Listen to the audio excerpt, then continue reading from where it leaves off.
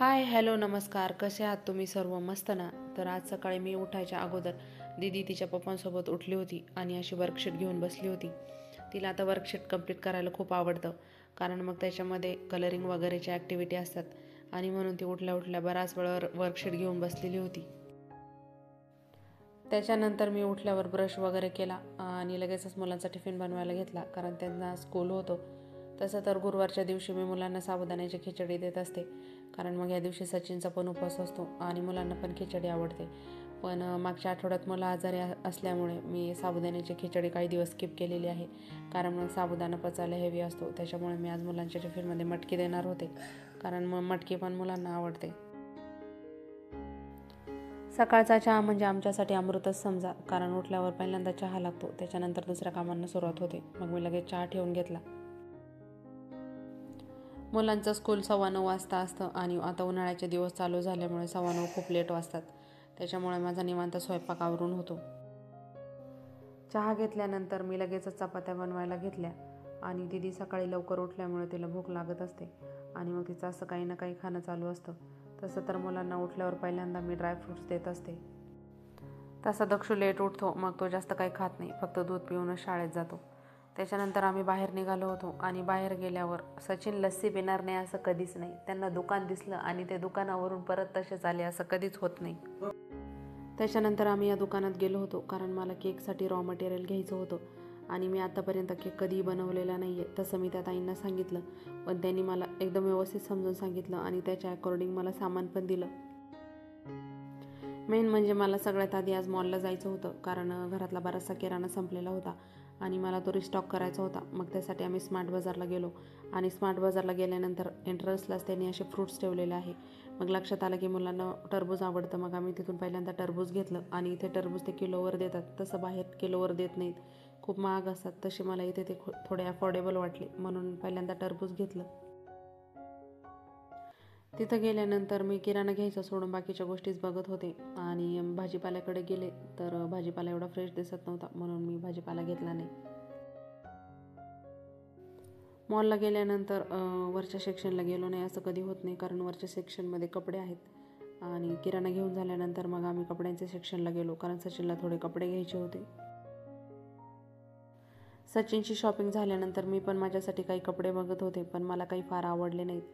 तसं स्मार्ट बाजारमध्ये जेव्हा काही सण असतो तेव्हा चांगलं कलेक्शन असतं, इतर वेळी चांगलं काही कलेक्शन नसतं.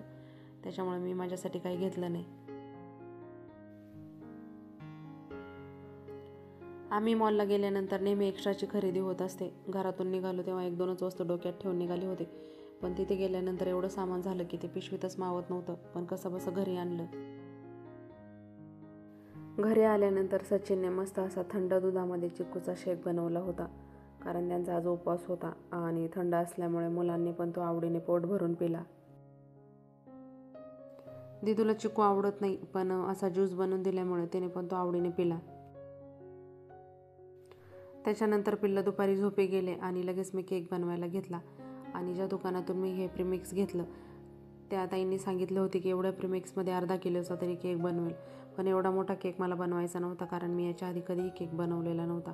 मी जस्ट ट्राय करणार होते आणि खूप छोटासा केक बनवून बघणार होते आधी, म्हणून मी त्यातलं अर्धच प्रीमिक्स घेतलं. प्रीमिक्सपासून मी मस्त असं बॅटर बनवून घेतलं आणि ते एका छोट्या पातेल्यामध्ये ट्रान्सफर केलं. त्या पातेल्याला मी आधी तेल लावून ठेवलं होतं, जेणेकरून केक याला चिकटणार नाही, आणि नंतर असं टॅप करून घेतलं जेणेकरून त्यातले बबल फुटतील.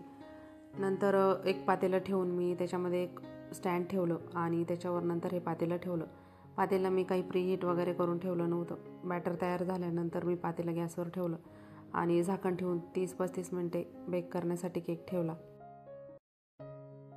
त्याच्यानंतर संध्याकाळी जेवण आटोपल्यानंतर मी व्हिपिंग क्रीम बनवायला घेतली आणि बेकिंगची प्रोसेस तर सोपीच असते, ती तर मला जमणारच होती, पण मला खरं टेन्शन आलं होतं की मला व्हिपिंग क्रीम व्यवस्थित जमते की नाही. पण बीटर असल्यामुळे ती व्यवस्थित जमली.